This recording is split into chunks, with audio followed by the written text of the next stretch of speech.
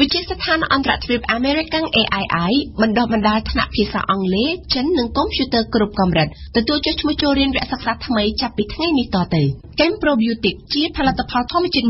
100% មានប្រសិទ្ធភាពខ្ពស់ដល់សុខភាពដូចជាជួយសម្រួលការរំលាយអាហារបំបាត់ stress ធ្វើឲ្យពិសាបាយបានសម្រានលក់ស្រួលនិងបំបាត់ការឈឺសន្លាក់ឆ្អឹង EasyCom គឺជាសេវាអ៊ីនធឺណិតលំដាប់ខ្ពស់នៅកម្ពុជា Sinbenju ជាក្រុមហ៊ុនផលិតកាហ្វេធម្មជាតិលេងកាហ្វេដោយម៉ាស៊ីនប្រូបាតនិងមានតែមួយគត់នៅកម្ពុជាគ្រឹះស្ថានមីក្រូហេរ៉ាញ់វត្ថុ LOLC ដើម្បីគំនិតរីកចម្រើននិងសាកលវិទ្យាល័យឯកទេសនៅកម្ពុជា CUS សិក្សាដើម្បីគុណភាពសិក្សាដើម្បីសមត្ថភាពវិជ្ជាជីវៈសិក្សានៅ CUS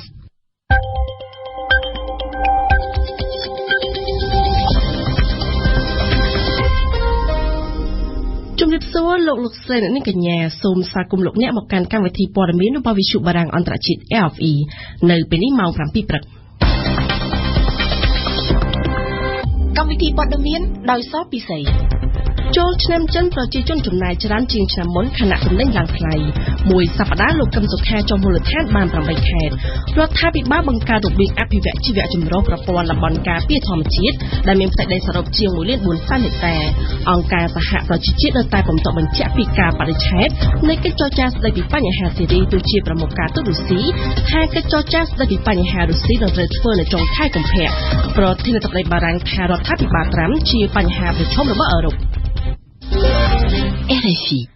ថ្ងៃសុក្រទី27ខែមករាគឺជាថ្ងៃចាប់ផ្ដើមនៃពិធីបុណ្យចូលឆ្នាំប្រពៃណីជនជាតិចិននៅវៀតណាមសម្រាប់ពិធីបុណ្យចូលឆ្នាំចិនឆ្នាំនេះក្រុមអាជីវករនិងប្រជាពលរដ្ឋដែលជាអ្នកគោរពប្រពៃណីចិនបានឲ្យដឹងថាពួកគាត់បានចំណាយច្រើនជាងឆ្នាំមុនខណៈដែលអ្នកខ្លះបានលើកឡើងថាតម្លៃទំនិញក៏បានឡើងថ្លៃផងដែរអ្នកជំនាញសេដ្ឋកិច្ចបានបញ្ជាក់ថាការចំណាយសាច់ប្រាក់ក្នុងសេដ្ឋកិច្ចគឺជារឿងល្អ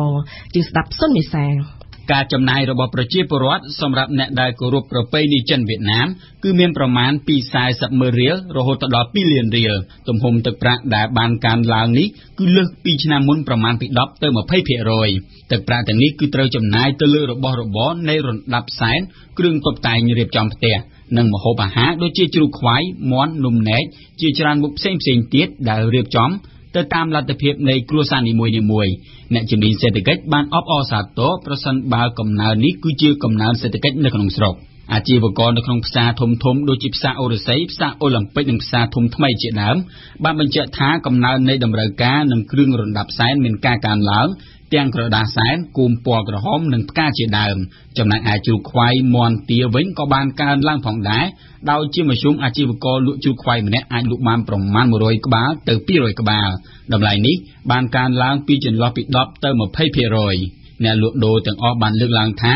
អ្នកទិញបានចំណាយច្រើនជាងឆ្នាំមុនដោយពួកគាត់បានលើកឡើងថាប្រជាពលរដ្ឋបច្ចុប្បន្នអាចមានចំណូលប្រចាំគ្រួសារកើនឡើងផងដែរអ្នកលក់ខ្លះទៀតថែមទាំងអះអាងថានៅក្នុងពិធីបុណ្យចូលឆ្នាំចិននេះគឺលក់ដាច់នឹងកាក់កបជាងបុណ្យផ្សេងៗទៀតពលរដ្ឋដែលជាអ្នកផ្ដល់បទសម្ភាសន៍ទាំងអស់បានបញ្ជាក់ថាសម្រាប់គ្រួសារដែលបានសែនដាក់ជ្រូកខ្វៃបន្ថែមលើការសែនមាន់ទានិងនំចំណីផ្លែឈើនោះគឺបានចំណាយនៅក្នុងរង្វង់ប្រមាណជាង1លានរៀលដែលមិនទាន់គិតតាំងពីការទិញសម្ភារៈសម្រាប់គ្រួសារនិងការចំណាយបន្តិចបន្តួចផ្សេងៗទៀតនោះទេ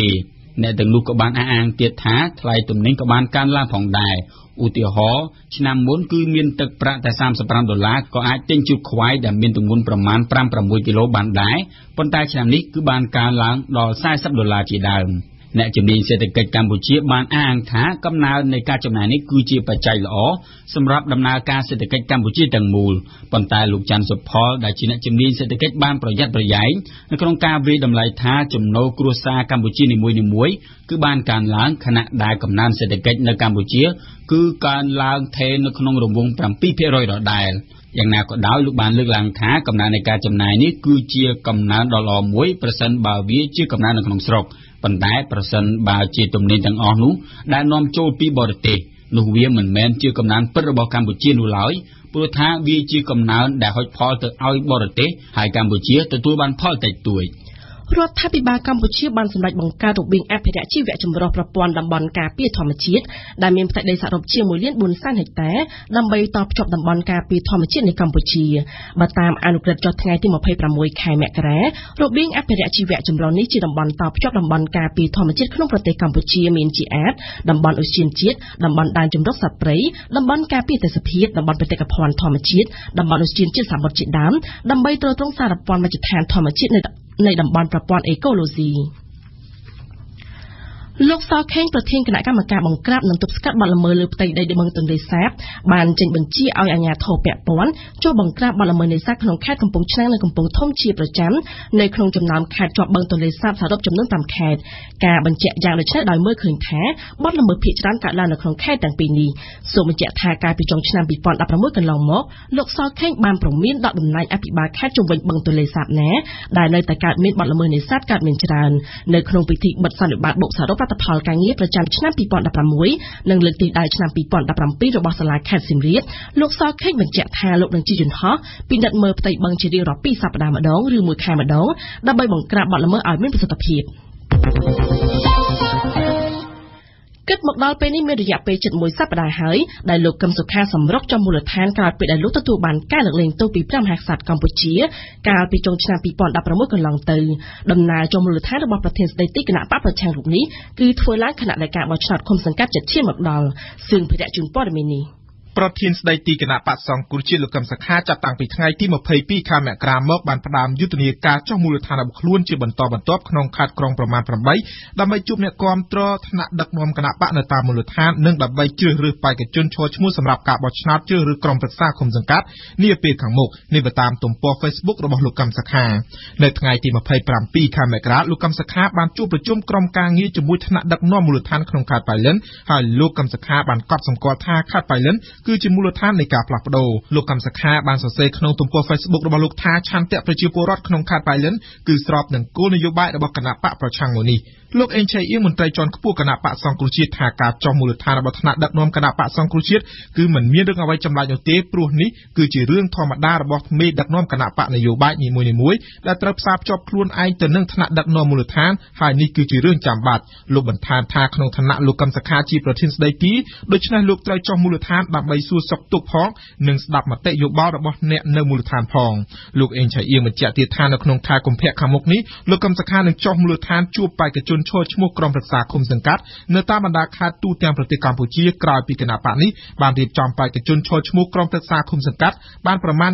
95% ហើយតាមខេត្តនីមួយៗការចុះជួបបេក្ខជនក្រុមប្រឹក្សាឃុំសង្កាត់របស់គណៈបកលើកទី2ក៏មានការចូលរួមពីលោកសំរងស៊ីប្រធានគណៈបកប្រឆាំងតាមប្រព័ន្ធវីដេអូ Conference ផងដែរសូមបញ្ជាក់ថាកាលពីថ្ងៃទី22ខែមករាលោកកឹមសុខាប្រធានស្ដីទីគណៈបកសង្គ្រោះជាតិបានចាប់ផ្ដើមចុះមូលដ្ឋានសារជាថ្មីក្រោយពីលោកបានទទួលការលើកលែងទោសពីព្រះមហាក្សត្រកាលពីខែតុលាឆ្នាំ2016ខេត្តព្រះសីហនុនិងខេត្តកំពតដែលស្ថិតនៅភាគនិរតីនៃកម្ពុជាគឺជាទឹកដីដំបូងគេដែលប្រធានស្ដីទីគណៈបកប្រឆាំងបានធ្វើដំណើរទៅទន្ទឹមនឹងដំណើរឆ្ពោះទៅកាន់មូលដ្ឋានរបស់លោកកឹមសុខារដ្ឋសភាជាតិនឹងបើកកិច្ចប្រជុំនៅថ្ងៃទី31មករាខាងមុខដើម្បីសម្រេចធ្វើវិសាស្ត្រនកម្មបទបញ្ជាផ្ទៃក្នុងនៃរដ្ឋសភាត្រង់ប្រការ48ថ្មីលុបចោលតំណែងប្រធានក្រុមមតិភាគតិចនៃរដ្ឋសភារបស់លោកកឹមសុខាដែលមានឋានៈស្មើនាយករដ្ឋមន្ត្រីសេចក្តីសម្រេចនេះគឺធ្វើឡើងតាមសំណើក្រុមអ្នកតំណាងរាជគណៈបកប្រជាជនកម្ពុជាចំនួន55រូបដែលបានចាប់ប្រកាន់គណៈបកប្រឆាំងថាគ្មានភាពស្មោះត្រង់ក្នុងការចរចាលោកម៉ុងពុទ្ធីហៅដិនពុទ្ធីដែលមានចំនួនក្នុងគ្រោះថ្នាក់ចរាចរណ៍មួយកាលពីថ្ងៃទី22ខែធ្នូឆ្នាំ2016ជាមួយនឹងលោកឈៀនពិសិដ្ឋនាយរងប៉ុស្តិ៍ច្រកទ្វារអន្តរជាតិប៉ោយប៉ែតបានប្រកាសលាលែងពីសមាជិកភាពបកសង្គ្រោះជាតិហើយបើតាមលិខិតសុំលាលែងចុះហត្ថលេខាតាំងពីថ្ងៃទី16ខែមករាលោកម៉ុងពុទ្ធីបញ្ជាក់មូលហេតុដែលសុំលាលែងថាលោកមានភារកិច្ចបំពេញការងារសមាគមមិនមានពេលគ្រប់គ្រាន់ដើម្បីបំពេញការងារគណៈបកបន្តគួររំលឹកថានៅថ្ងៃទី13ខែមករាសាលាឧទ្ធរបានសម្រេចដោះលែងឲ្យលោកម៉ុងពុទ្ធីនៅក្រៅឃុំបណ្ដោះអាសន្នដែលមានលក្ខខណ្ឌមួយចំនួនបន្ទាប់ពីសាលាខេត្តបន្ទាយមានជ័យចាត់ប្រកាន់លោកពីបទបង្កហិង្សាដោយចេតនាមានស្ថានទម្ងន់ទោសហើយបញ្ជូនទៅឃុំឃាំងនៅពន្ធនាគារខេត្តកាលពីថ្ងៃទី24ខែធ្នូឆ្នាំ2016 ដល់ឡែកគណៈបកយុវជនកម្ពុជានិងគណៈបកមហាសាមគ្គីជាតិខ្មែរកាលពីព្រឹកថ្ងៃសុក្របានចុះហត្ថលេខាលើកិច្ចព្រមព្រៀងច្របបាច់គណៈបកទាំងពីរនេះបញ្ចូលគ្នាក្រោមស្លាកឈ្មោះគណៈបកយុវជនកម្ពុជាក្រោយការច្របបាច់បញ្ចូលគ្នានេះគណៈបកយុវជនកម្ពុជានឹងមានលោកពេជ្រស្រស់ជាប្រធានដដែលចំណែកលោកញ៉ាវ៉ាន់ថនដែលជាប្រធានគណៈបកមហាសាមគ្គីជាតិខ្មែរគឺជាប្រធានកិត្តិយសលោកពេជ្រស្រស់ប្រធានបកបានចាត់ទុកការរួមគ្នាជាមួយគណៈបកមហាសាមគ្គីជាតិខ្មែរនាពេលនេះជាក្តីសង្ឃឹមឈានទៅទទួលបានអាសនៈក្រុមប្រឹក្សាឃុំសង្កាត់នាពេលបោះឆ្នោតខាងមុខនេះនគរបាលព្រហ្មទណ្ឌបានបង្ហាញមុខខ្មាន់កំភ្លើងម្នាក់និងគូកម្នាក់កាលពីថ្ងៃប្រហ័សពួកគេទាំងពីរនឹងបកពួកបានប្លន់និងបាញ់សម្លាប់បុរសម្នាក់ហើយធ្វើឲ្យនារី2នាក់រងរបួសនៅជិតផ្សារសវណ្ណាខណ្ឌចំការមនកាលពីសប្តាហ៍មុនវីដេអូនៃព្រឹត្តិការណ៍បាញ់ប្លន់ដ៏សាហាវនេះបានធ្វើឲ្យកក្រើកពេញបណ្ដាញសង្គម Facebook ទន្ទឹមនេះមានប៉ូលីសម្នាក់បានចង្អុលបង្ហាញតាម Facebook ថាខ្មាន់កំភ្លើងម្នាក់ក្នុងចំណោម2នាក់នោះគឺគាត់ធ្លាប់បានចាប់ម្ដងហើយតែបែរជាត្រូវតុលាការដោះលែងហើយអាចមានឱកាសមកប្រព្រឹត្តបទល្មើសជាថ្មីទៀតឆ្លើយតបនឹងការចាប់ប្រកាន់នេះមន្ត្រីក្រសួងយុតិធម៌បញ្យល់ថាតុលាការមិនបានដោះលែងជនល្មើសនោះទេតែជននោះបានលួចរត់នៅពេលសូមទៅព្យាបាលជំងឺហេតុឧត្តមជូនព័ត៌មាននេះអ្នកនាំពាក្យអัยការសាលាដំបងរាជធានីភ្នំពេញលោកឌីសុផាណាបានបញ្ជាក់ថាបុគ្គលម្នាក់នៅក្នុងចំណោមពួកគេទាំងពីរនាក់ដែលបានចាប់ខ្លួននោះគឺមានជនល្មើសម្នាក់ឈ្មោះអ៊ុំសួស្ដីហៅពៅឬហៅពៅក្បាលធំដែលត្រូវតុលាការបានកាត់ទោសដាក់គុក8ឆ្នាំពីបទលួចមានស្ថានទម្ងន់ទោសហើយនៅក្នុងអំឡុងពេលអនុវត្តទោសនៅក្នុងពន្ធនាគារទណ្ឌិតរូបនេះបានសុំទៅព្យាបាលជំងឺនៅមន្ទីរពេទ្យហើយបានលួចរត់គេចនៅពេលបញ្ជូនទៅសម្រាកនៅមន្ទីរពេទ្យលោកលីសុផាណាអះអាងថាតុលាការបានចេញដីកាបង្គាប់ឲ្យចាប់ខ្លួនទណ្ឌិតរូបនេះទៅអនុវត្តទោសហើយកំពុងអនុវត្តនៃការបង្គាប់ឲ្យចាប់ខ្លួនមកទល់នឹងពេលនេះស្រាប់តែទណ្ឌិតរូបនេះបង្ហាញខ្លួននិងប្រព្រឹត្តបទល្មើសជាថ្មីថែមទៀតក៏ប៉ុន្តែទោះបីជាយ៉ាងណាក្តីដីកាបង្គាប់ឲ្យចាប់ខ្លួននោះគឺមិនទាន់ត្រូវបានបង្ហាញឲ្យឃើញនៅឡើយទេហើយចំណែកក្រុមអ្នកធ្វើការងារនៅសង្គមស៊ីវិលខ្លះសង្ស័យថាជនល្មើសនេះនិងជនល្មើសខ្លះទៀតបានរួចខ្លួននិងត្រូវដោះលែងតាមរយៈការបន្ធូរបន្ថយទោសនៅក្នុងឱកាសបុណ្យជាតិធំៗទោះបីជាយ៉ាងណាក្តីអ្នកនាំពាក្យអัยការតុលាការក្រុងភ្នំពេញបានលើកឡើងថាតុលាការបានអនុវត្តយ៉ាងត្រឹមត្រូវតាមច្បាប់និងនីតិវិធីនៅក្នុងការសម្រេចផ្តន្ទាទោសនិងអនុវត្តទោសទៅលើទណ្ឌិតរូបនេះ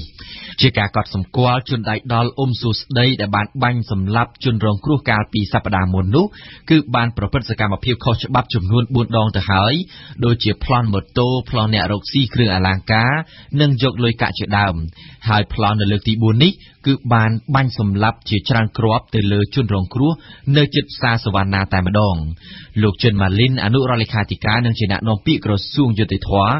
បានគូបង្ហាញប្រាប់បញ្ជុបារាំង RFI ថាជនល្មើសខាងលើនេះអាចនឹងត្រូវទទួលទោសអតិបរមានៃទោសមានន័យថាតុលាការត្រូវដាក់ទោសកម្រិតធ្ងន់បំផុតនៃកម្រិតបទល្មើសរបស់ខ្លួនហើយគេនឹងត្រូវទទួលទោសថ្មីរួមទាំងទោសចាស់ពីមុនមកទៀត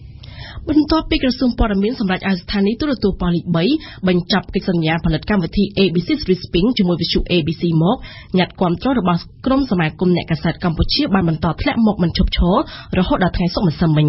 ក្រុមសមាគមអ្នកកាសែតចំនួន6គាំទ្រចំណាត់ការរបស់ក្រសួងព័ត៌មានដែលបានបញ្ឈប់កម្មវិធី ABC Stripping របស់អាចារ្យ A និងស្នើឲ្យអ្នកសារព័ត៌មានប្រកាន់ក្រមសីលធម៌វិជ្ជាជីវៈឲ្យបានខ្ជាប់ខ្ជួនពុនសុភ័ណ្ឌជូនព័ត៌មាននេះសេចក្តីថ្លែងការណ៍ទាំងនោះរួមមានពីសំណាក់ក្លឹបអ្នកកាសែតកម្ពុជាសហភាពសហព័ន្ធអ្នកសារព័ត៌មានកម្ពុជាសមាគមកម្ពុជាការពារអ្នកកាសែតសមាគមអ្នកសារព័ត៌មានខ្មែរប្រជាធិបតេយ្យសមាគមការពារអ្នកសារព័ត៌មានជាដែននិងពីសំណាក់ក្រុមប្រឹក្សាព័ត៌មានកម្ពុជាជាដើមក្លឹបអ្នកកាសែតកម្ពុជាដែលមានលោកប៉ែនប៊ុនណាជាប្រធាននៅថ្ងៃទី26មករាបានអំពាវនាវដល់អ្នកសារព័ត៌មានទាំងអស់ត្រូវប្រកាន់ភ្ជាប់នូវទូនីតិភារកិច្ចនិងគោរពក្រមសីលធម៌វិជ្ជាជីវៈឲ្យបានខ្ជាប់ខ្ជួនដោយជៀសវាងសកម្មភាពទាំងឡាយណាដែលនាំឲ្យប៉ះពាល់ដល់សេចក្តីថ្លៃថ្នូរនិងសេរីភាពសារព័ត៌មាននៅកម្ពុជាចំពោះក្លឹបអ្នកកាសែតកម្ពុជាការគោរពក្រមសីលធម៌វិជ្ជាជីវៈមានសារៈសំខាន់ខ្លាំងណាស់ដើម្បីលើកកម្ពស់វិស័យសារព័ត៌មាននៅកម្ពុជាចំណែកសហភាពសហព័ន្ធអ្នកសារព័ត៌មានកម្ពុជាវិញយល់ថាវិធានការរបស់ក្រសួងគឺត្រឹមត្រូវទាន់ពេលវេលាដែលអាចកាត់បន្ថយការយល់ច្រឡំអំពីការបំពេញតួនាទីវិជ្ជាជីវៈពីព្រោះការយល់ច្រឡំតួនាទីនិងការបំពេញតួនាទីដោយមិនអនុលោមតាមក្រមសីលធម៌វិជ្ជាជីវៈនេះគឺពិតជាបានបង្កើតនូវស្ថានភាពច្របូកច្របល់អសិលធម៌បដិណាបត្តិនៃនិងបង្កផលប៉ះពាល់ធ្ងន់ធ្ងរដល់សីលធម៌សង្គមជាតិដែលញាយប្រជាជននិងនាំឲ្យមានការបែកបាក់ស្មារតីជាតិ ទន្ទឹមនឹងនេះសមាគមកម្ពុជាការពារអ្នកកាសែតក៏ពេញចិត្តនឹងចំណាត់ការខាងលើដូចគ្នាពីព្រោះវាជំរុញឲ្យមានការគោរពសិលធម៌និងវិជ្ជាជីវៈជាអ្នកសារព័ត៌មានគូជំរាបជូនថាកាលពីថ្ងៃទី24មករាឆ្នាំ2017កន្លងទៅក្រសួងព័ត៌មានបានបញ្ជាឲ្យបិទកម្មវិធីចម្រុះ ABC 3 Spring របស់អាចារ្យ A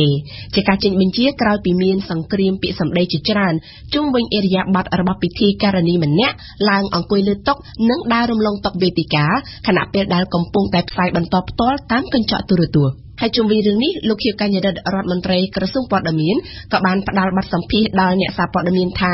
កំហុសដើររំលងតុនោះគឺជាកំហុសធម្មតានោះទេសម្រាប់អ្នកដែលមិនធ្លាប់ធ្វើការងារនឹងប៉ុន្តែកំហុសមួយដែលមិនអាចទទួលយកបានគឺនៅពេលដែលមានការរិះគន់ហើយមិនព្រមធ្វើការឆ្លើយបំភ្លឺតែបែរជាយករបៀបឆ្លើយបំភ្លឺនឹងពន្យល់ទៅជាការជេរនិងដៀលគ្នាទៅវិញទៅមកលោកខៀវកញ្ញរិទ្ធបញ្ជាក់ថានេះមិនមែនជាវិជ្ជាជីវៈរបស់ពិធីករពិធីការនីនោះទេអញ្ញាធមិញកម្ពុជាបានស្នើសុំដល់ភាគីចិនឲ្យបន្តជួយកម្ពុជាក្នុងការបោះសម្អាតមីនដើម្បីឈានទៅសម្រេចឲ្យបានទិសដៅក្នុងការបោះសម្អាតមីននៅកម្ពុជាឲ្យអស់នៅឆ្នាំ2025ខាងមុខក៏ប៉ុន្តែសំណើនេះនៅមិនទាន់មានការឆ្លើយតបពីភាគីចិនយ៉ាងណានោះទេសូមបញ្ជាក់ថាកម្ពុជាត្រូវការជំនួយយ៉ាងហោចណាស់$400លានក្នុងបេសកកម្មបោះសម្អាតមីនកាលពីពេលថ្មីៗនេះរដ្ឋាភិបាលស្វីសបានផ្តល់ជំនួយហិរញ្ញវត្ថុជាង$3លានដើម្បីគាំទ្រដល់សកម្មភាពបោះសម្អាតមីននៅកម្ពុជាចាប់ពីឆ្នាំ2017ដល់ឆ្នាំ2019យើងផ្ដើមព័ត៌មានអន្តរជាតិនៅប្រទេសបារាំងប្រមុខដឹកនាំបារាំងនិងអាល្លឺម៉ង់នៅថ្ងៃសុក្រម្សិលមិញបានជួបពិភាក្សាគ្នាពីដំណើរវិវត្តរបស់អឺរ៉ុបដែលចាប់បក់បោកដោយការបោះឆ្នោតដើរចេញរបស់អង់គ្លេសពីសហភាពអឺរ៉ុបហើយនឹងការចូលកាន់តំណែងរបស់លោកដូណាល់ត្រាំជំនួបអាល្លឺម៉ង់បារាំងធ្វើឡើងក្រោយការប្រកាសរបស់សេតវិមានដែលថាលោកដូណាល់ត្រាំត្រូវនិយាយទូរស័ព្ទជាមួយប្រធានាធិបតីបារាំងហើយនៅនាយករដ្ឋមន្ត្រីអាល្លឺម៉ង់នៅថ្ងៃសៅរ៍នេះយើងស្ដាប់ឈៀងបូផាសម្រាប់លោកប្រធានាធិបតីបារាំងហ្វ្រង់សហូឡង់វាច្បាស់ណាស់ថារដ្ឋបាលរបស់លោកដូណាល់ត្រាំគឺជាបញ្ហាប្រឈមរបស់អឺរ៉ុបតាំងតែពីក្នុងផ្នែកពាណិជ្ជកម្មហើយនិងវិធីសាស្ត្រដើម្បីដោះស្រាយចំនួននៅក្នុងពិភពលោកលោកស្រីនាយករដ្ឋមន្ត្រីអាល្លឺម៉ង់ក៏បានសម្ដែងការព្រួយបារម្ភដូចគ្នានេះដែរពីបរិយាកាសនយោបាយប្រែប្រួលខ្លាំងនៅអាមេរិកដែលមានលោកដូណាល់ត្រាំជាប្រធានាធិបតីនៅក្នុងបទសម្ភាសន៍ជាមួយនឹងកាសែតអឺរ៉ុបកន្លងមកលោកដូណាល់ត្រាំបានបង្ហាញចំណាប់អារម្មណ៍តិចតួចទៅលើអឺរ៉ុប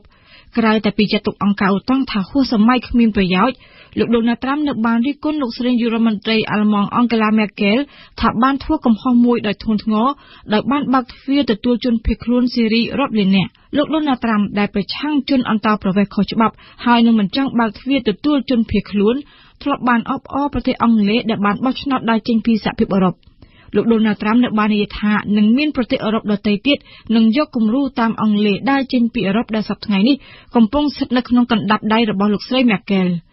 នៅទីក្រុងបែរឡាំងនៅថ្ងៃសុក្រម្សិលមិញប្រធានាធិបតីបារាំងលោកហ្វ្រង់សហូឡង់ហើយនិងលោកស្រីនាយករដ្ឋមន្ត្រីអាល្លឺម៉ង់អង់កាឡាមែកែលបានជួបពិភាក្សាគ្នាដើម្បីត្រៀមរៀបចំកិច្ចប្រជុំកំពូលមួយរបស់សហភាពអឺរ៉ុបដែលត្រូវធ្វើនៅសប្តាហ៍ក្រោយនៅប្រទេសម៉ាល់កិច្ចប្រជុំកំពូលអឺរ៉ុបត្រូវរៀបចំឡើងដើម្បីស្វែងរកច្រកចេញពីវិបត្តិដែលបង្កឡើងដោយការបោះឆ្នោតដើរចេញរបស់អង់គ្លេសហើយនឹងនៅក្នុងបរិបទមួយដែលអាមេរិកមានប្រធានាធិបតីប្រកបដោយនយោបាយប្រជានិយមអ្នកនាំពាក្យរបស់សេតវិមានវិញបានសរសេរនៅក្នុងសារ Twitter ថាប្រធានាធិបតីអាមេរិកលោកដូណាល់ត្រាំនឹងជួបសន្ទនាតាមទូរស័ព្ទជាមួយនឹងប្រមុខដឹកនាំបារាំងអាល្លឺម៉ង់ហើយនិងរុស្ស៊ីនៅថ្ងៃសៅរ៍នៅក្រៅជាប់ឆ្នោតជាប្រធានាធិបតីលោកដូណាល់ត្រាំធ្លាប់បាននិយាយទូរស័ព្ទម្ដងហើយជាមួយនឹងលោកប្រធានាធិបតីរុស្ស៊ី Vladimir Putin លោកដូណាល់ត្រាំដែលកោតសរសើរបុគ្គលិកលក្ខណៈរបស់ប្រធានាធិបតីរុស្ស៊ីបានសន្យារួចហើយថានឹងធ្វើការកែលម្អឡើងវិញនៅទំនាក់ទំនងអាមេរិករុស្ស៊ីតុលាការថៃបានកាត់ទោសបុរសម្នាក់ឲ្យជាប់ពន្ធនាគារចំនួន11ឆ្នាំនិង4ខែក្រោមបទចោទប្រកាន់ថាបានបរិហារកិច្ចសាររាជវង្សនិងបទឧក្រិដ្ឋកម្មកុំព្យូទ័រតាមរយៈការបង្ហោះសារនានាលើបណ្ដាញទំនាក់ទំនងសង្គម Facebook កាលពីឆ្នាំ2016យ៉ាងណាក៏ដោយមេធាវីរបស់បុរសខាងលើបានថ្លែងប្រាប់អ្នកសារព័ត៌មានថាកូនក្តីរបស់លោកនឹងមិនធ្វើការប្តឹងឧទ្ធរណ៍នោះឡើយប៉ុន្តែលោកនឹងដាក់លិខិតស្នើសុំព្រះរាជទានទោសពីព្រះមហាក្សត្រគូបញ្ជាក់ថាច្បាប់រដ្ឋធម្មនុញ្ញថៃបានចែងអំពីស្ថានទម្ងន់ទោសដ៏ធ្ងន់ធ្ងរសម្រាប់អ្នកដែលជេរប្រមាថឬបរិហារកិច្ចក្រុមគ្រួសារញាតិវង្សថៃជាពិសេសទៅលើព្រះមហាក្សត្រមហាក្សត្រីនិងព្រះរាជាជាដើមក្រោយពីទីក្រុងមូស្គូបានជួបដំណឹងអំពីការលើកបញ្ជាពេលកិច្ចចរចាសឺណែវស្ ស្ដីពីបញ្ហាសេរីដែលកំណត់ពីដំបូងនៅថ្ងៃទី8ខែកុម្ភៈខាងមុខនឹងត្រូវលើកទៅធ្វើនៅចុងខែកុម្ភៈខាងមុខវិញ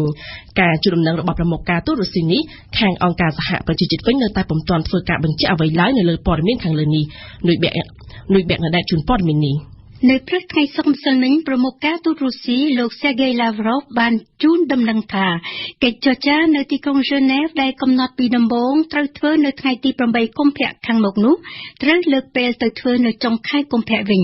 ការជូនដំណឹងរបស់លោកប្រមុខការទូតរុស្ស៊ីបានធ្វើឡើងនៅមុនពេលលោកទៅជួបប្រស្រ័យជាមួយក្រុមអ្នកប្រឆាំងរបបសេរីនៅទីក្រុងមូស្គូ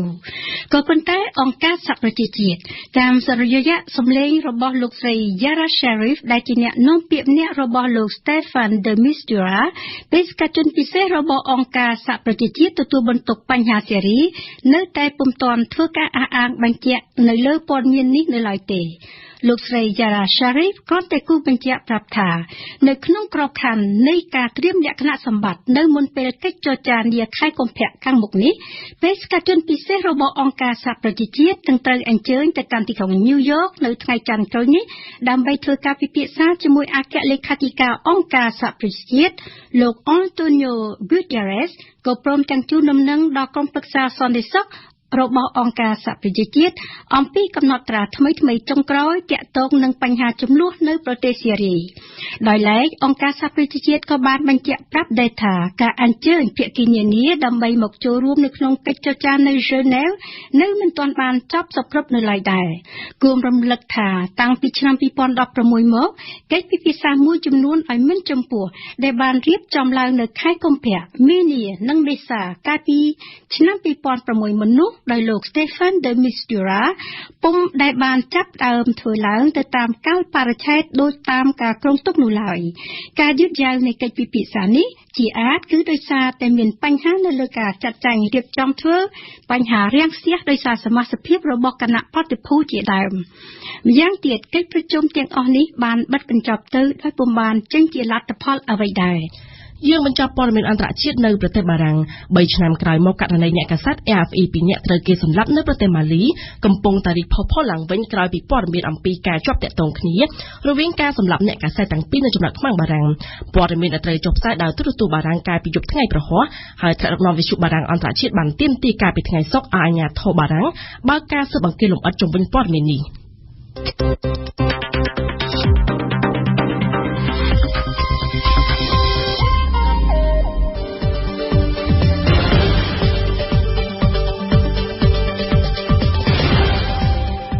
វិទ្យុបារាំង RFI ភ្នំពេញ92 MHz សៀមរាប92 MHz បាត់ដំបងក្រុងព្រះសីហនុនិងកំពង់ចាម 94.5 MHzលោកអ្នកស្ដាប់ជាទីមេត្រីជាបន្តទៀតនេះលោកអ្នកបានស្ដាប់ដំបូងគឺជានាទីបច្ចុប្បន្នភាពកម្ពុជាក្នុងសប្តាហ៍នេះគឺជាការសរុបព្រឹត្តិការណ៍កម្ពុជាសំខាន់ៗដែលរៀបចំជូនដល់សិស្សរាបន្ទាប់មកគឺជានាទីព្រឹត្តិការណ៍កម្ពុជាប្រចាំថ្ងៃដែលខ្ញុំសុផាន់នឹងលើកឡើងអំពីពាក្យថាប៉ូលីសចាប់តុលាការដោះលែងក៏ក្រាក់ឡើងវិញបន្តអំពីអំពើប្លន់បាញ់ប្រហារផ្ទុំសួននិងចុងបញ្ចប់នៃកម្មវិធីព័ត៌មានលោកអ្នកបានស្ដាប់នាទីបទជការរបស់អេងគឹមហុងអំពីចូលឆ្នាំចិនដែលពោលលក់ទំនិញបង្កើនបរិមាណស្រាបៀរបច្ចុប្បន្នភាពកម្ពុជាក្នុងសប្តាហ៍នេះតើនៅទូទាំងប្រទេសកម្ពុជាក្នុងសប្តាហ៍នេះមានព្រឹត្តិការណ៍សំខាន់ៗអ្វីខ្លះបានកើតឡើងយើងស្ដាប់សឹងភារៈរយៈពេលពេញមួយឆ្នាំ2016កន្លងមកនេះវិស័យឧស្សាហកម្មកាត់ដេរនិងដេរស្បែកជើងកម្ពុជាត្រូវរដ្ឋាភិបាលវិតម្លៃថាមានស្ថានភាពល្អប្រសើរដោយសារមានកំណើនក្នុងការនាំចេញវិវាទការងារមានការថយចុះផលិតភាពដំណើរការទៅដោយរលូនចំណុចវិជ្ជមានទាំងនេះត្រូវបានគាំទ្រដោយក្រុមអ្នកសហជីពក៏ប៉ុន្តែនៅតែមានភាពអវិជ្ជមានច្រើនទាក់ទងទៅនឹងលក្ខខណ្ឌការងារសេរីភាពសហជីពត្រូវមេដឹកនាំសហជីពមួយចំនួនមើលឃើញថាកាន់តែចង្អៀតបន្ទាប់ពីច្បាប់ស្តីពីសហជីពត្រូវបានបង្កើតឡើងនិងដាក់ឲ្យអនុវត្តធ នាគារជាតិនៃកម្ពុជានៅថ្ងៃទី21ខែមករាបានព្យាករណ៍សេដ្ឋកិច្ចកម្ពុជាថានឹងបន្តស្ថិតនៅលើគន្លងនៃកំណើនរយៈពេលវែងក្នុងអត្រា 7% ក្នុងឆ្នាំ 2017 ស្របនឹងការកើនឡើងនៃអតិផរណាប្រមាណ 3% ខណៈដែលអត្រាប្តូរប្រាក់នឹងរំពឹងថាបន្តមានស្ថិរភាពល្អប្រសើរក្នុងរង្វង់ $4,050 រៀលក្នុង$1 អាមេរិកយោងទៅតាមរបាយការណ៍របស់ធនាគារជាតិនៃកម្ពុជានៅក្នុងឆ្នាំ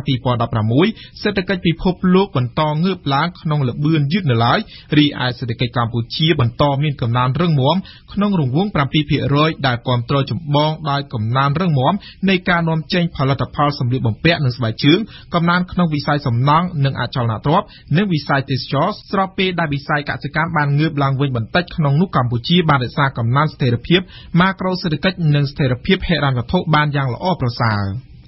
លោកកឹមសុខាប្រធានស្ដីទីគណៈបក្សសង្គ្រោះជាតិបានចាប់ផ្ដើមចូលមូលដ្ឋានសារជាថ្មីនៅថ្ងៃអាទិត្យទី22មករាក្រោយពីលោកបានទទួលការលើកលែងទោសពីព្រះមហាក្សត្រកាលពីខែតុលាឆ្នាំ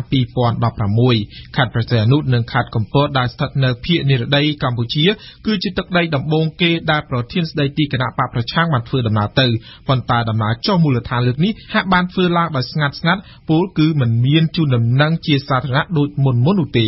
សូមស្ដាប់សេចក្តីរាយការណ៍របស់វ៉ាសំណាប់ឡើងវិញដំណើរចុះទៅកាន់មូលដ្ឋានរបស់លោកកឹមសុខាលើកនេះហាក់កំពុងធ្វើឡើងដោយស្ងាត់ៗដោយផ្ដោតតែទៅលើការជួបជុំជាមួយនឹងក្រុមមេដឹកនាំថ្នាក់ខេត្តក្រុងស្រុកដើម្បីជ្រើសរើសបេក្ខជនឈរឈ្មោះសម្រាប់ការបោះឆ្នោតជ្រើសរើសក្រុមប្រឹក្សាគុំសង្កាត់ប្រចាំនៅខេត្តព្រះសីហនុតែប៉ុណ្ណោះប៉ុន្តែអ្វីដែលជាការកត់សម្គាល់នេះគឺជាដំណើរចុះទៅកាន់មូលដ្ឋានជាលើកទី1ហើយរបស់លោកកឹមសុខាបន្ទាប់ពីលោកបានទទួលការលើកលែងទោសពីព្រះមហាក្សត្រកាលពីដើមខែតុលាឆ្នាំ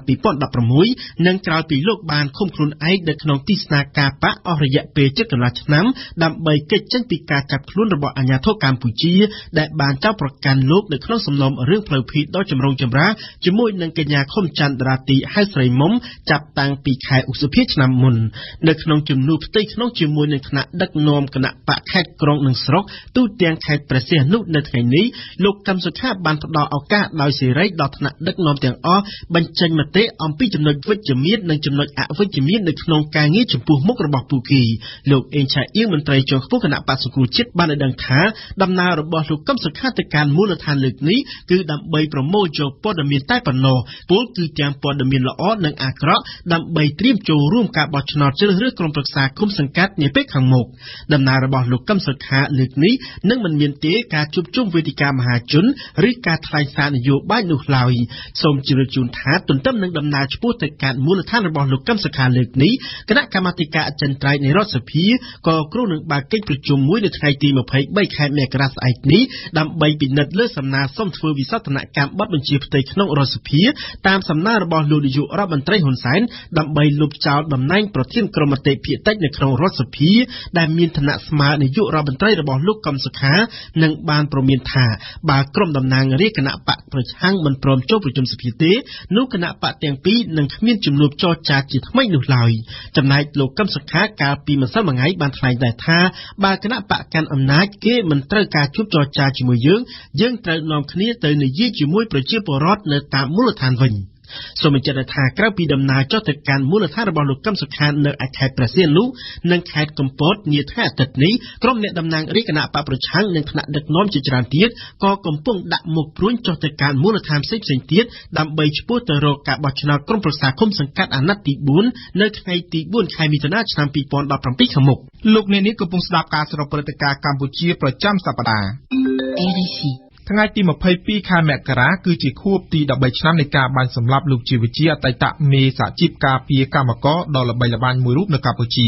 នៅព្រឹកថ្ងៃទី22ខែមករាតំណាងរាជគណៈបក្សសង្គ្រោះជាតិសហជីពកម្មករនិងសាច់ញាតិបានជួបជុំគ្នាគោរពវិញ្ញាណក្ខន្ធលោកជីវវិជានៅកន្លែងតម្កល់រូបសំណាករបស់លោកនៅក្បែរវិមានឯករាជ្យលោកយឹមសវណ្ណអ្នកតំណាងរាជគណៈបកប្រឆាំងបានអំពាវនាវឲ្យអាជ្ញាធរបន្តស្វែងរកយុត្តិធម៌ជូនលោកជីវវិជាប៉ុន្តែលោកជាមនីដែលជាប្អូនប្រុសបង្ការរបស់លោកវិជាវិញមិនបានធ្វើដូច្នេះឡើយដោយពន្យល់រដ្ឋាភិបាលថាឈប់ជឿឲ្យរដ្ឋាភិបាលនេះនឹងរងចាំរដ្ឋាភិបាលថ្មីដើម្បីស្វែងរកយុត្តិធម៌ដល់បងប្រុសរបស់លោកយ៉ាងណាក៏ដោយមកដល់ពេលនេះគឺ13ឆ្នាំទៅហើយតែអាជ្ញាធរនៅមិនទាន់អាចវេកមុខឃាតករពិតប្រាកដឃើញនៅឡើយ គណៈកម្មាធិការចិនត្រៃនៃរដ្ឋសភាបានសម្រេចលើកយកសំណើសុំធ្វើវិសោធនកម្មប័ណ្ណបញ្ជាផ្ទៃក្នុងរដ្ឋសភាប្រកាស48ថ្មីទៅសម្រេចនៅក្នុងកិច្ចប្រជុំសភាពេញអង្គនៅថ្ងៃទី31ខែមករាខាងមុខនេះដោយចាប់ប្រកាន់គណៈបកប្រឆាំងថាគ្មានភាពស្មោះត្រង់សេចក្តីសម្រេចនេះបានធ្វើឡើងបន្ទាប់ពីសមាជិកគណៈកម្មាធិការចិនត្រៃនៃរដ្ឋសភាចំនួន12រូបបានបើកកិច្ចប្រជុំកាលពីព្រឹកថ្ងៃទី23មករាវ៉ាសំណត់ជូនព័ត៌មាននេះឡើងវិញបើគ្មានការប្រែប្រួលទេរដ្ឋសភាជាតិនឹងបើកកិច្ចប្រជុំសភាពេញអង្គនៅថ្ងៃទី31ខែមករាខាងមុខដើម្បីសម្រេចធ្វើវិសោធនកម្មបទបញ្ជាផ្ទៃក្នុងនៃរដ្ឋសភាត្រង់ប្រកាស48ថ្មី3ដើម្បីលុបចោលតំណែងប្រធានក្រុមមតិភាគតិចនៃរដ្ឋសភារបស់លោកកឹមសុខាដែលមានឋានៈស្មើនាយករដ្ឋមន្ត្រីសេចក្តីសម្រេចនេះគឺធ្វើឡើងតាមសំណើរបស់ក្រុមអ្នកតំណាងរាជគណៈបកប្រជាជនកម្ពុជាចំនួន55រូបដែលបានចោទប្រកាន់គណៈបកប្រឆាំងថាគ្មានភាពស្មោះត្រង់ក្នុងការចរចាលោកជាងវុនសមាជិកគណៈកម្មាធិការអចិន្ត្រៃយ៍នៃរដ្ឋសភានិងជាតំណាងរាជគណៈបកប្រជាជនកម្ពុជាបានថ្លែងប្រាប់ក្រុមអ្នកកាសែតនៅក្រៅកិច្ចប្រជុំនេះដោយបានចោទប្រកាន់គណៈបកប្រឆាំងថាគ្មានភាពស្មោះត្រង់នោះទេគណៈបកប្រឆាំងតែងតែប្រើយន្តការនេះដើម្បីចាប់បង្ខំឲ្យគណៈបកកាន់អំណាចដោះលែងអ្នកទោសរបស់ខ្លួនដោយបានរំលោភទៅលើអំណាចរបស់តុលាការសូមបញ្ជាក់ថាកិច្ចប្រជុំរបស់គណៈកម្មាធិការអចិន្ត្រៃយ៍នៃរដ្ឋសភាកាលពីព្រឹកមិញនេះបានធ្វើឡើងនៅមួយសប្តាហ៍ប៉ុណ្ណោះក្រោយពីមានការព្រមានរបស់លោកនាយករដ្ឋមន្ត្រីហ៊ុនសែនដើម្បីស្នើឲ្យមានការធ្វើវិសោធនកម្មបទបញ្ជាផ្ទៃក្នុងនៃរដ្ឋសភានេះតាមរយៈសារព័ត៌មានអេឡិចត្រូនិក Fresh News មកពីប្រទេសស្វីសលោកនាយករដ្ឋមន្ត្រីហ៊ុនសែនបានថ្លែងថាការលុបចោលតំណែងប្រធានក្រុមមតិភាគតិចនៃរដ្ឋសភារបស់លោកកឹមសុខានេះគឺដើម្បីកុំឲ្យភាគីគណៈបកប្រឆាំងប្រើប្រាស់យន្តការនេះជាច្រកមួយដើម្បីចរចាឲ្យមានការដោះលែងអ្នកទោសដែលតាមលោកនាយករដ្ឋមន្ត្រីហ៊ុនសែនបានចាត់ទុកថាគឺជាការបំពានដល់អំណាចតុលាការនៅក្នុងប្រទេសកម្ពុជាលោកនាយករដ្ឋមន្ត្រីបានលើកឡើងដែរថាយើងត្រូវតែធ្វើវិសោធនកម្មប្រកាស48ថ្មី3ហើយវិលទៅប្រើប្រកាស48 2នៃបទបញ្ជាផ្ទៃក្នុងនៃរដ្ឋសភាវិញសូមបញ្ជាក់ដែរថាកិច្ចប្រជុំគណៈកម្មាធិការអចិន្ត្រៃយ៍នៃរដ្ឋសភាព្រឹកមិញក៏មានការចូលរួមពីសមាជិកសភាមកពីគណៈបកសង្គ្រោះជាតិចំនួន2រូបផងដែរប៉ុន្តែពួកគេមិនអាចរារាំងសេចក្តីសម្រេចរបស់សមាជិកគណៈកម្មាធិការអចិន្ត្រៃយ៍នៃរដ្ឋសភាចំនួន10រូបមកពីគណៈបកកាន់អំណាចនោះទេលោកចែមបញ្ញរិទ្ធអ្នកនាំពាក្យគណៈបកសង្គ្រោះជាតិប្រចាំនៅរដ្ឋសភាបានចាត់ទុកសំណើនេះថាគឺជាការដើរថយក្រោយនៃដំណើរលទ្ធិប្រជាធិបតេយ្យនៅក្នុងប្រទេសកម្ពុជាទោះជាយ៉ាងនេះក្តីលោកចែមបញ្ញរិទ្ធនៅមិនទាន់អាចបញ្ជាក់បាននៅឡើយទេថាតើក្រុមអ្នកតំណាងរាស្ត្ររបស់ខ្លួននឹងចូលរួមកិច្ចប្រជុំសភាពេញអង្គនៅថ្ងៃទី31មករាខាងមុខនេះនៅឡើយទេលោកអ្នកនាងកំពុងស្ដាប់ការសរុបព្រឹត្តិការណ៍កម្ពុជាប្រចាំសប្ដាហ៍ RFI ក្រុមអង្គការសមាគមក្រៅរដ្ឋាភិបាលចំនួន25កាលពីចុងសប្តាហ៍កន្លងទៅនេះបានសម្ដែងការមិនពេញចិត្តចំពោះការខកខានរបស់អាជ្ញាធរកម្ពុជាក្នុងការប្រតិបត្តិតាមអនុសាសន៍របស់ក្រុមការងារទទួលបន្ទុកបញ្ហាឃុំខ្លួនតាមអំពើចិត្តក្រុមអង្គការសមាគមទាំងអស់នេះក៏បានស្នើជាថ្មីម្ដងទៀតដល់រដ្ឋាភិបាលកម្ពុជាឲ្យគោរពតាមកាតព្វកិច្ចរបស់ខ្លួនក្រោមច្បាប់សិទ្ធិមនុស្សអន្តរជាតិតាមរយៈការអនុវត្តជាបន្ទាន់នៅអនុសាសន៍របស់ក្រុមការងារទទួលបន្ទុកបញ្ហាឃុំខ្លួនតាមអំពើចិត្តរួមទាំងធានាថានឹងមានការដោះលែងអ្នកការពារសិទ្ធិមនុស្សទាំង5នាក់ជាបន្ទាន់តែមន្ត្រីរដ្ឋាភិបាលច្រានចោលសេចក្តីថ្លែងការណ៍ទាំងនេះក្រុមគ្រួសាររួមមានភរិយានិងកូនរបស់សកម្មជនសិទ្ធិមនុស្សនៃអង្គការការពារសិទ្ធិមនុស្សអាត60ទាំង4រូបនិងអគ្គលេខាធិការរងកោជបមួយរូបបាននាំគ្នាធ្វើលិខិតមួយច្បាប់ថ្វាយព្រះមហាក្សត្រនិងនាយករដ្ឋមន្ត្រីដើម្បីស្នើសុំកិច្ចអន្តរាគមន៍ឲ្យមានការដោះលែងស្វាមីនិងឪពុករបស់ពួកគេដែលកំពុងជាប់ឃុំការសុំកិច្ចអន្តរាគមន៍នេះបានធ្វើឡើងបន្ទាប់ពីសកម្មជនការពារសិទ្ធិមនុស្សនិងអគ្គលេខាធិការរងកោជបត្រូវបានឃុំឃាំងអស់រយៈពេល79ខែកន្លងទៅហើយ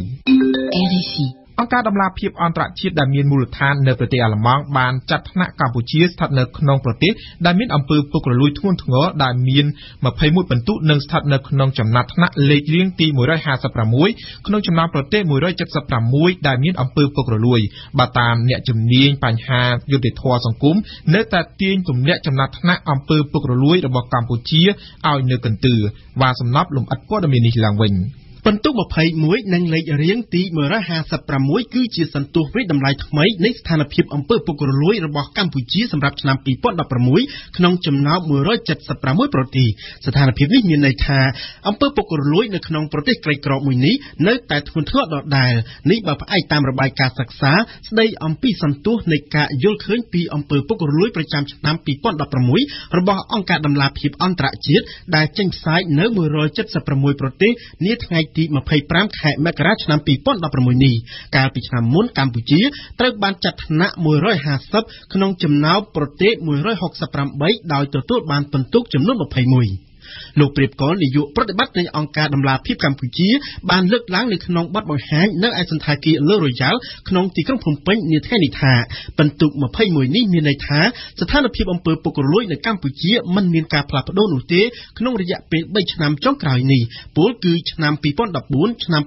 2015និងឆ្នាំ2016នេះកម្ពុជារក្សាបានពិន្ទុ21នេះដដែលដែលនេះមានន័យថាស្ថានភាពអំពើពុករលួយនៅកម្ពុជាមិនមានការផ្លាស់ប្ដូរនោះទេ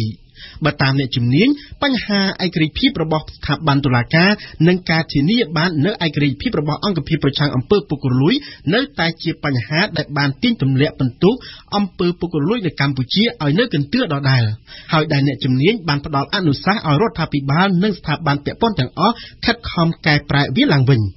សូមបញ្ជាក់ថាអង្គការដំឡាភិបអន្តរជាតិដែលមានមូលដ្ឋាននៅទីក្រុងបែកឡាំងប្រទេសអាល្លឺម៉ង់តែងតែចេញផ្សាយរបាយការណ៍ប្រចាំឆ្នាំស្ដីពីសន្ទុះនៃការយល់ឃើញពីអំពើពុករលួយនៅចុងឆ្នាំនីមួយៗចំនួន21លើករួចមកហើយដោយយោងតាមរបាយការណ៍នៃស្ថានភាពអំពើពុករលួយប្រចាំឆ្នាំ2016នេះប្រទេសដែលស្អាតស្អំគ្មានអំពើពុករលួយនិងស្ថិតក្នុងចំណាត់ថ្នាក់លេខ1ស្ទួនគឺប្រទេសដាណឺម៉ាកនិងប្រទេសញូហ្សេឡង់ដែលទទួលបានពិន្ទុ90ដូចគ្នាក្នុងចំណោម176ប្រទេសដែលត្រូវបានវាយតម្លៃនៅក្នុងរបាយការណ៍នេះចំណែកឯប្រទេសដែលមានអំពើពុករលួយអាក្រក់បំផុតគឺប្រទេសស៊ូម៉ាលីប្រទេសស៊ូដង់ខាងត្បូងកូរ៉េខាងជើងនិងប្រទេសសេរីដែលកំពុងញោមញីដោយភ្លើងសង្គ្រាមនិយាយដោយឡែកសម្រាប់តែប្រទេសជាសមាជិកនៅតំបន់អាស៊ានវិញកម្ពុជាស្ថិតនៅលេខរៀងចុងក្រោយគេដោយទទួលបានពិន្ទុ21ចំណែកឯប្រទេសដែលមានចំណាត់ថ្នាក់លេខ1ក្នុងតំបន់អាស៊ានគឺប្រទេសសិង្ហបុរីទទួលបាន84ពិន្ទុលេខ2ប្រទេសម៉ាឡេស៊ីលេខ3ប្រទេសឥណ្ឌូនេស៊ីទទួលបាន37ពិន្ទុនិងលេខ4គឺប្រទេសថៃមាន35ពិន្ទុអ្វីដែលជាការកត់សម្គាល់បើប្រៀបធៀបលទ្ធផលរវាងប្រទេសជាសមាជិកអាស៊ានចន្លោះពីឆ្នាំ2012ដល់ឆ្នាំ2016នេះប្រទេសភូមាឬមីយ៉ាន់ម៉ាបានហក់មកឡើងលើចំណាត់ថ្នាក់ល្អជាងប្រទេសកម្ពុជានៅឆ្នាំ2016នេះ RFI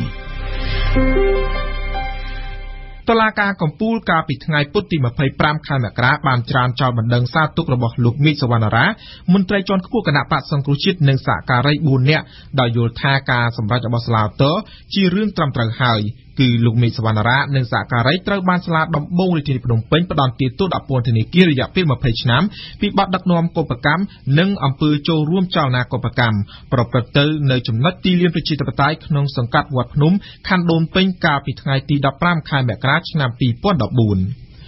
ក្រុមអ្នកជំនាញសិទ្ធិមនុស្សរបស់អង្គការសហប្រជាជាតិចំនួន2រូបនៅថ្ងៃទី24មករាបានអំពាវនាវដល់រាជរដ្ឋាភិបាលកម្ពុជាឲ្យដោះលែងជាបន្ទាន់អ្នកការពារសិទ្ធិមនុស្ស5រូបដែលបានឃុំខ្លួនកាលពីខែឧសភាឆ្នាំ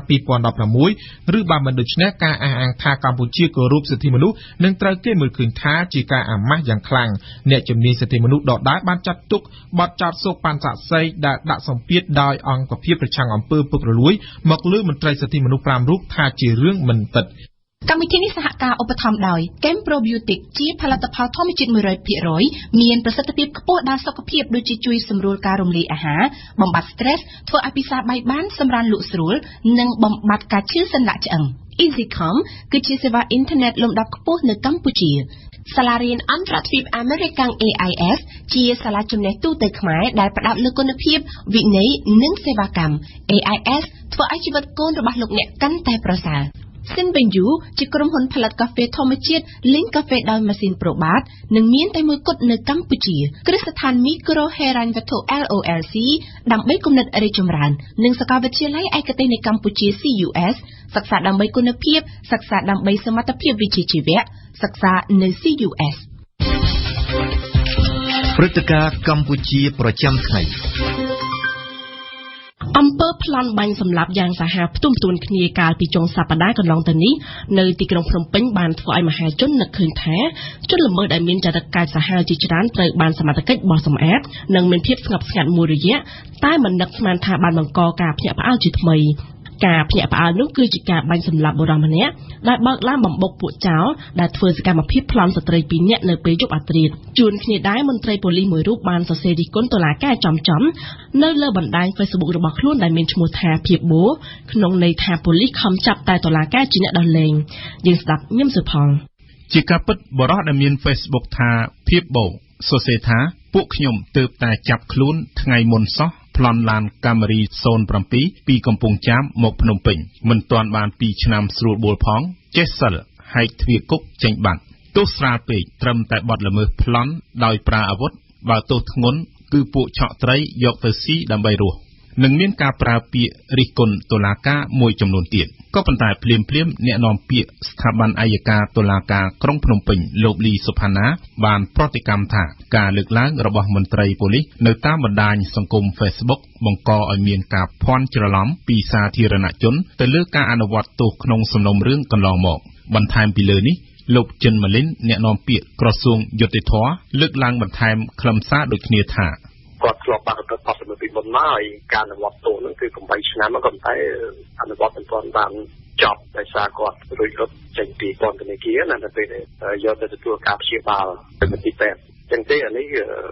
ជាមិនមានអីដែលទៅបកស្រាយទេអាចថាដោយសារតែអាចថាសមត្ថកិច្ចជាង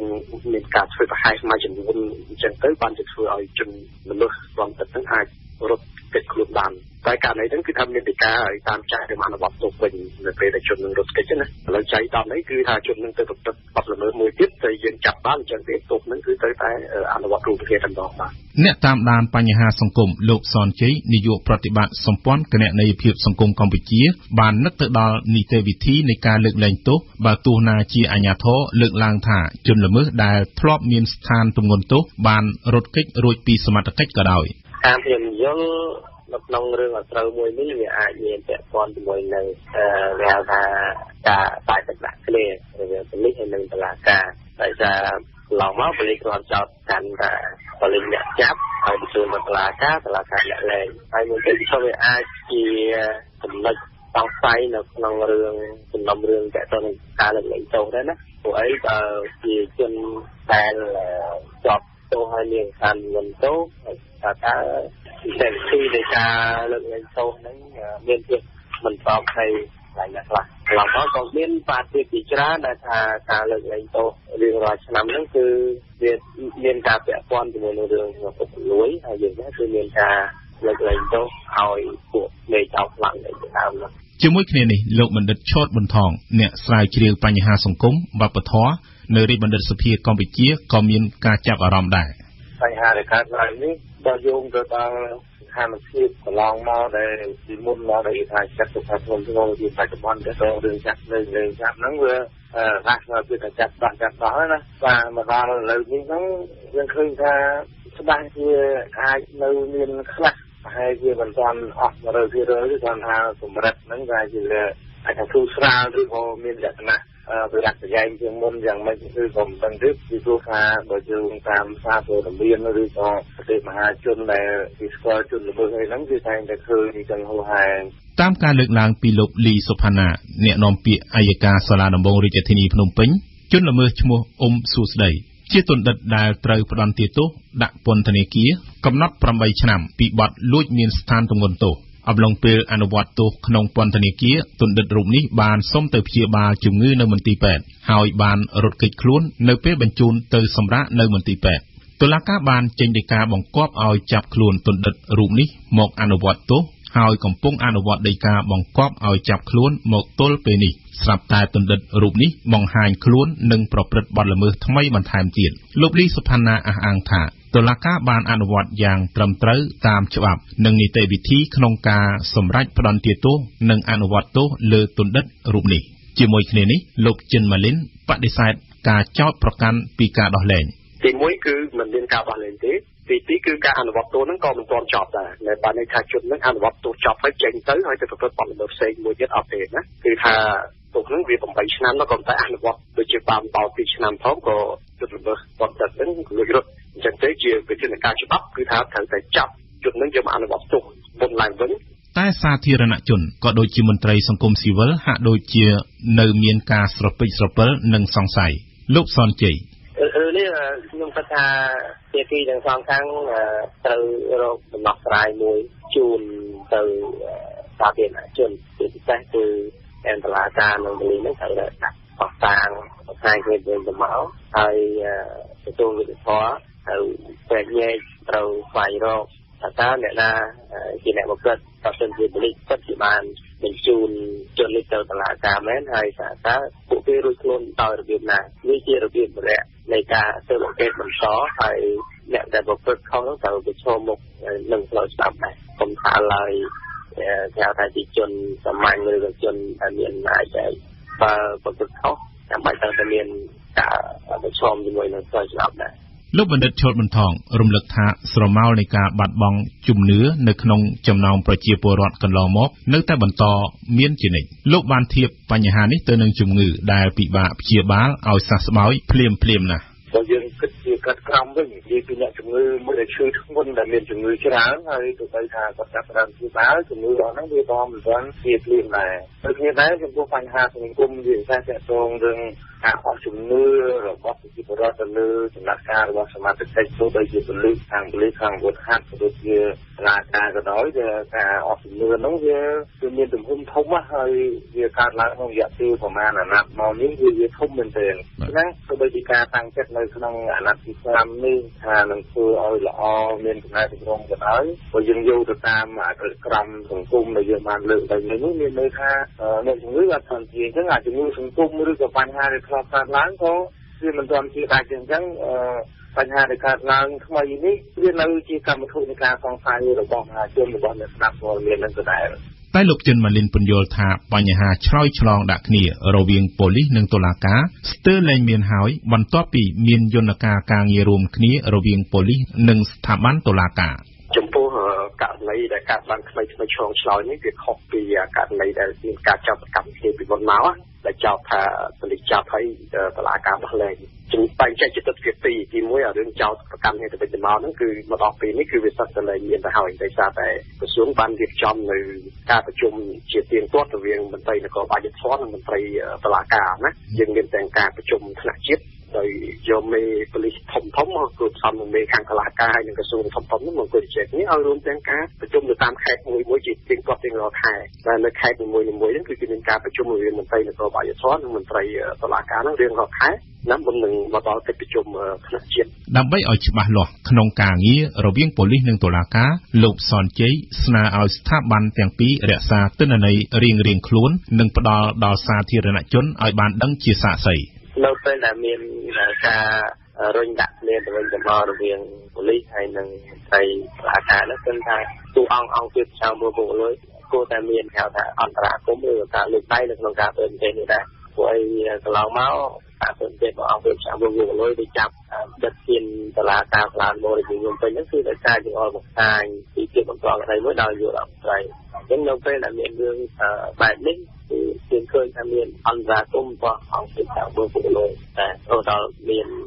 ការចាប់ខ្លួនហើយការបញ្ជូនទៅតុលាការអតីតប្រធានតុលាការខ្លានមកហើយដល់ពេលនេះគាត់ត្រូវបានឃុំខ្លួនបានគាត់មានពិរុទ្ធលោកបណ្ឌិតឈុតបន្ថងបន្ថែមប្រសិនបើចង់បំបត្តិនៅការសង្ស័យមន្ទិលទៅលើព្រឹត្តិការណ៍ដែលថាចាប់បានជនសង្ស័យហើយបានលើកឡើងដោយខាងលើហ្នឹងគឺគួរតែមានការស្រាវជ្រាវឯករាជ្យមួយទៅលើថាតើវាជាការផំច្រឡំមែនឬមួយក៏ជាការពិតហើយដែលការអះអាងរបស់ស្ថាប័នពាក់ព័ន្ធនោះគ្រាន់តែជាការអះអាងឲ្យរួចខ្លួនឬគ្រាន់តែសំខាន់មតិមហាជនឬយ៉ាងណាហ្នឹងគ្រាន់តែមានការស្រាវជ្រាវប្រសិនបើគ្មានការស្រាវជ្រាវគ្រាន់តែអ្នកនាំពាក្យឬក៏ជាបុគ្គលណាគាត់អះអាងហើយគ្មានស្អីច្បាស់លាស់ការសង្ស័យនៅតែកើតមាននេះតាមជំរាបរបស់ខ្ញុំបាទតែអ្នកនាំពាក្យក្រសួងយុតិធម៌លោកជិនម៉ាលីននៅតែអះអាងថាគ្មានករណីម្នាក់ចាប់ម្នាក់ដោះលែងទេ ករណីចុងក្រោយនេះពិតជាការយល់ច្រឡំក្រោយពីយើងរៀបចំយន្តការហ្នឹងគឺមានការបញ្យល់គ្នាទៅវិញទៅមកតាក់ទងការអនុវត្តនីតិវិធីគឺមានការយល់ស្របគ្នាដោយសារបញ្ហាហ្នឹងវាកើតឡើងដោយសារតែការបញ្យល់គ្នាហើយក៏បញ្យល់ពីដំណើរការនីតិវិធីជួនកាលសមត្ថកិច្ចហ្នឹងក៏បញ្យល់ពីដំណើរការនីតិវិធីចំណាត់ការច្បាប់របស់តុលាការដែរអញ្ចឹងនេះបានជាមានការបញ្យល់គ្នាទៅមានការយល់គ្នាបញ្ហាហ្នឹងគឺថាវាសឹងតែលែងកើតមានទៅហើយប៉ុន្តែបញ្ហាក្រោយថ្មីនេះដែលមានខាងសមត្ថកិច្ចបង្ហោះនៅលើ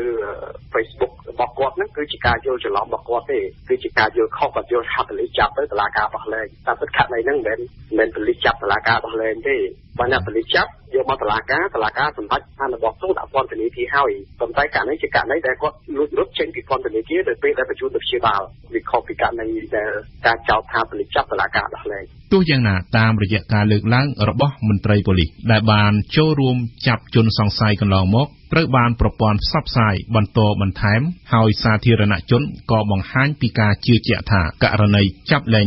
នេះនៅតែមាននៅឡើយដោយពួកគេនាំគ្នាចែកចាយដំណឹងនេះប្រងព្រាតផ្អើលពេញបណ្ដាញសង្គម Facebook ព័ត៌មានលឿនរហ័សច្បាស់លាស់និងស៊ីជម្រៅ Visual បារាំង AFE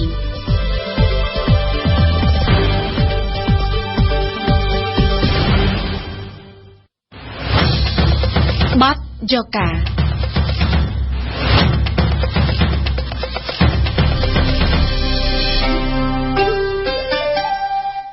ក្នុងឱកាសពិធីបុណ្យចូលឆ្នាំចិនវៀតណាមនេះម្ចាស់ដេប៉ូលក់ទំនិញមួយចំនួនក្នុងរាជធានីភ្នំពេញបានអះអាងស្រដៀងគ្នាថាពួកគេបានបង្កើនបរិមាណស្រាបៀរសម្រាប់លក់ព្រោះចំនួនអ្នកទទួលទានកើនឡើងជាងថ្ងៃធម្មតា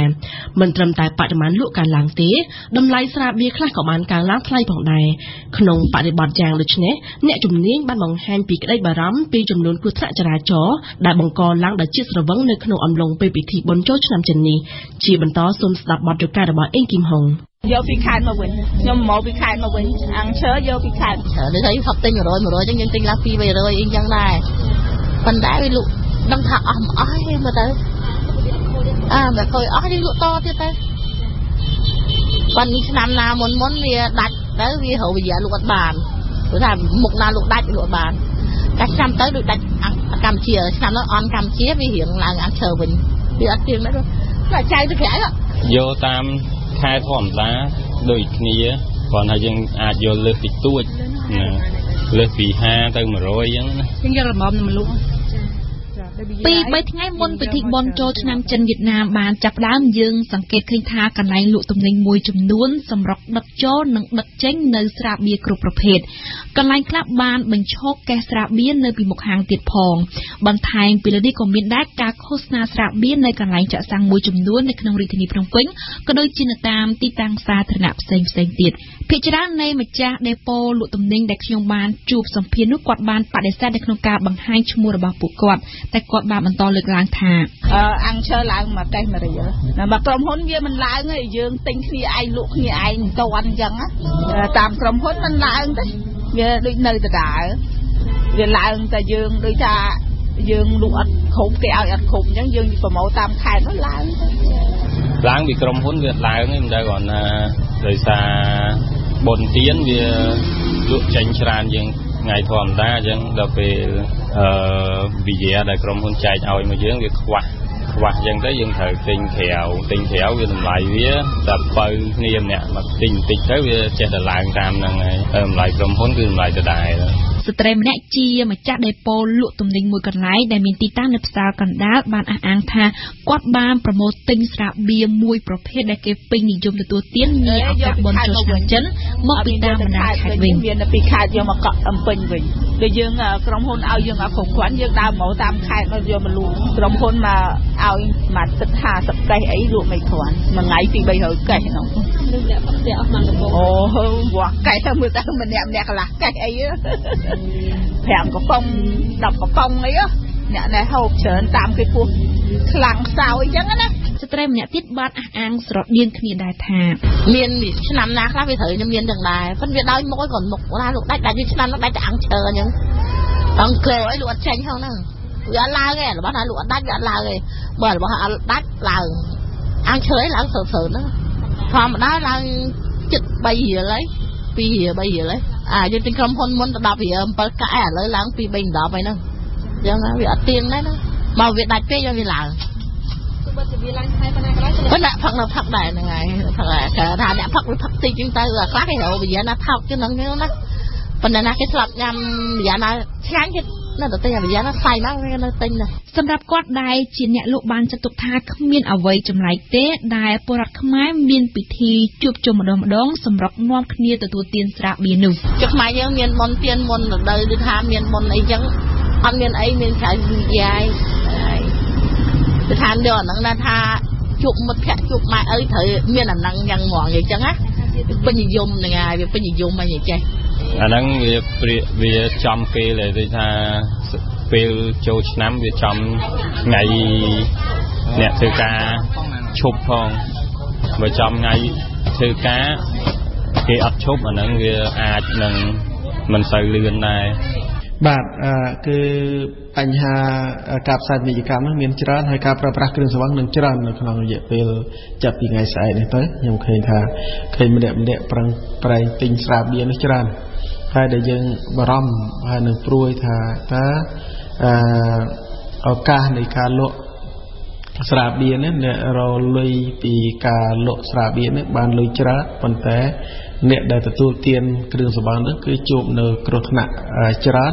ហើយទាំងអស់នេះហើយដែលយើងឃើញថាស្រាបៀរហ្នឹងគឺឬក៏ដែលគ្រឿងស្រវឹងហ្នឹងគឺបានចូលរួមចំណែកយ៉ាងធំនៅក្នុងការធ្វើឲ្យមានភាពក្រីក្រមានហិង្សាហើយនឹងមានគ្រោះថ្នាក់ចរាចរណ៍បាទនៅក្នុងពេលបុណ្យទានម្ដងបាទជាពិសេសគឺបុណ្យចូលឆ្នាំចិននេះគឺជាការមើលឃើញរបស់លោកយ៉ងកំឯងប្រធានមជ្ឈមណ្ឌលប្រជាប្រដ្ឋដើម្បីអភិវឌ្ឍនិងសន្តិភាពបាទហ្នឹងគឺជាការពិតបាទហើយជួនកាលកន្លែងហាងលក់ស្រាបៀរខ្លះកន្លែងលក់ស្រាបៀរខ្លះគឺអស់ពីស្តុបបាទអត់មាននៅក្នុងស្តុបទេដែលអ្នកទិញនោះទិញច្រើនមែនទែនបាទប៉ុន្តែពួកអ្នកដែលប្រើប្រាស់គ្រឿងស្រវឹងទាំងអស់នោះគឺអត់បានគិតថាតើគ្រឿងស្រវឹងនោះប៉ះពាល់ស្អីខ្លះសម្រាប់ពួកគាត់សម្រាប់ភាពសុខសាន្តសម្រាប់សុភមង្គលសម្រាប់ជីវភាពរស់នៅក្នុងគ្រួសារបាទហើយអ្នកខ្លះហ្នឹងគឺមានលុយកាក់បន្តិចតួចយកទៅទិញអស់អាលីងបាទយកទៅហូបចុកយកសម្រាប់ស្រាបៀរហ្នឹងទិញគ្រឿងស្រវឹងយកទៅហូបចុកអស់ដល់ពេលចូលឆ្នាំចិនហើយហ្នឹងចាប់ផ្ដើមដើរសងបំណុលគេដើរសងជាពាក្យគេឬក៏ចាប់ផ្ដើមខ្ចីគេបាទសម្រាប់ការរស់នៅសម្រាប់ជីវភាពគាត់ពងជីវភាពរបស់គាត់តទៅទៀតបាទអញ្ចឹងយើងឃើញថាអ្វីដែលគួរឲ្យសោកស្ដាយមែនទែនគឺអ្នកខ្លះរហូតដល់ថាអត់មានលុយគាត់ខ្ចីលុយគេសម្រាប់ទិញស្រាបៀរយកទៅផឹកបាទគឺតែគាត់ហេតុអីបានជាគាត់ឲ្យតម្លៃពិធីបុណ្យហើយនៅប្រពៃណីហ្នឹងផ្ដោតទៅលើបញ្ហាដែលមានគ្រឿងស្រវឹងនៅលើតុហ្នឹងធំជាងសុភមង្គលស្ក្តីថ្លៃថ្នូរហើយនឹងភាពរីករាយពិតប្រាកដនៅក្នុងគ្រួសារពួកគ្រឿងស្រវឹងនេះមែនទែនទៅមិនមែនជាគ្រឿងដែលធ្វើឲ្យរីករាយគ្រឿងដែលធ្វើឲ្យសប្បាយគ្រឿងដែលធ្វើឲ្យមានភាពอึកធឹកនៅក្នុងពិធីបុណ្យនេះបាទមែនទែនទៅគឺជាគ្រឿងដែលធ្វើឲ្យមានការភ័យខ្លាចជាគ្រឿងដែលធ្វើឲ្យមានការមានភាពមិនសប្បាយឬក៏មិនอึកធឹកកើតឡើងបាទមានចំនួនទោះទេកើតឡើងបាទទាំងអស់នេះគឺជាការចូលរួមចំណែកដ៏ធំនៃគ្រឿងស្រវឹងហើយបើយើងចេះតែនាំគ្នាគិតថាស្រាបៀរហ្នឹងវាជានិមិត្តរូបនៃការសប្បាយគឺយើងកំពុងតែដើរទៅរកមហន្តរាយមួយយ៉ាងធំសម្រាប់ខ្លួនឯងសង្គមហើយក៏ដូចជាប្រទេសជាតិថ្ងៃក្រោយបាទចំពោះខ្ញុំទី1គឺខ្ញុំថាជាវិធានការសូមឲ្យប្រជាពលរដ្ឋសម្រាប់ជាពលរដ្ឋខ្លួនឯងគឺធ្វើយ៉ាងណាកុំប្រើប្រាស់ច្រើនពេកបាទនៅក្នុងកម្រិតមួយល្មមតិចតួចបាទបើថាគាត់អត់បានគឺប្រើប្រាស់បន្តិចបន្តួចទៅបាទដែលគាត់អាចបើកបរធ្វើដំណើរតាមផ្លូវទៅគឺដោយសុវត្ថិភាពបាទហើយនៅទី2ទៀតសូមឲ្យប៉ូលីសចរាចរណ៍ហ្នឹងគឺដាក់ប៉ុស្តិ៍ត្រួតពិនិត្យបានច្រើនបាទ ហើយនឹងដាក់ការផាកពិន័យឲ្យតឹងរឹងចំពោះអ្នកដែលស្វឹងបាត់ត្រូវតែហ៊ានធ្វើការផាកពិន័យដែលខ្លះមានករណីដែលតាមរបាយការណ៍របស់នាយកដ្ឋាននគរបាលចរាចរណ៍និងសំណាក់ធ្នាប់សាធារណៈរយៈពេល4ថ្ងៃនៃពិធីបុណ្យចូលឆ្នាំចិនវៀតណាមកាលពីឆ្នាំ2016បានបណ្ដាលឲ្យមនុស្សស្លាប់41នាក់របួសធ្ងន់90នាក់និងរបួសស្រាល43នាក់គ្រោះថ្នាក់ចរាចរណ៍ដែលបណ្ដាលមកពីគ្រឿងស្រវឹងត្រូវបានចាត់ក្នុងចំណាត់ថ្នាក់លេខ2ក្នុងមួយថ្ងៃពលរដ្ឋខ្មែរ50នាក់បានបាត់បង់ក្រោមឥទ្ធិពលនៃគ្រឿងស្រវឹងដើម្បីកាត់បន្ថយនៅភាពងាយរកបានហើយនឹងកាត់បន្ថយការទទួលទាននៅក្នុងពិធីបុណ្យផ្សេងៗបាទវិទ្យុបារាំង AFE ជាខេមរៈភាសាផ្សាយមួយថ្ងៃ13ម៉ោងពីម៉ោង7ព្រឹកដល់ម៉ោង8យប់ដោយមានកម្មវិធីព័ត៌មាន3ម៉ោងក្នុងមួយថ្ងៃគឺពេលព្រឹកពីម៉ោង7ដល់ម៉ោង8ថ្ងៃរសៀលពីម៉ោង1ដល់ម៉ោង2ពេលយប់ពីម៉ោង7ដល់ម៉ោង8សូមកុំភ្លេចបើកស្ដាប់វិទ្យុបារាំង AFE 92 MHz នៅភ្នំពេញនិងសៀមរាប 94.5 MHz នៅបាត់ដំបងក្រុងព្រះសីហនុនិងកំពង់ចាមស្ដាប់វិទ្យុបារាំងដើម្បីស្គាល់ពិភពលោកកាន់តែច្បាស់និងដើម្បីទទួលចំណេះដឹង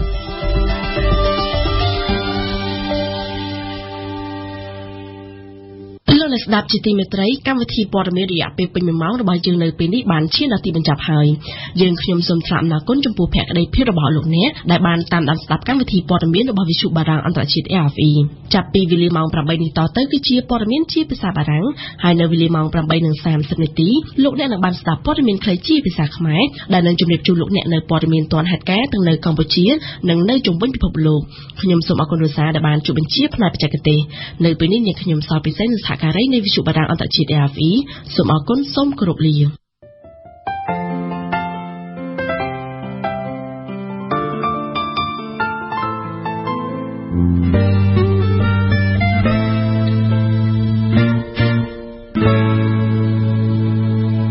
ើអារម្មណ៍ជីវ៉ាមែនទេជួយប្រាប់ផងឬមួយមកពីរូបបងមិនចេះថ្នមស្នេហ៍ចង់ផាត់អូនសួរហេតុផលមកពីវ័យសុខគ្លៀពីស្រីគ្មានដំនឹងដួងចិត្តនៅតែនឹកស្រស់ពុំងារទៀងទីជួបទឹកភ្នែកបងហូរស្រោចដល់ធរនេះនឹកនេះស្ងួនទឹកភ្នែកអូនក៏ស្រោចលោកស្រីអ្នកនាងកញ្ញាតទៅនេះសូមអញ្ជើញស្ដាប់ព័ត៌មានជាភាសាបារាំង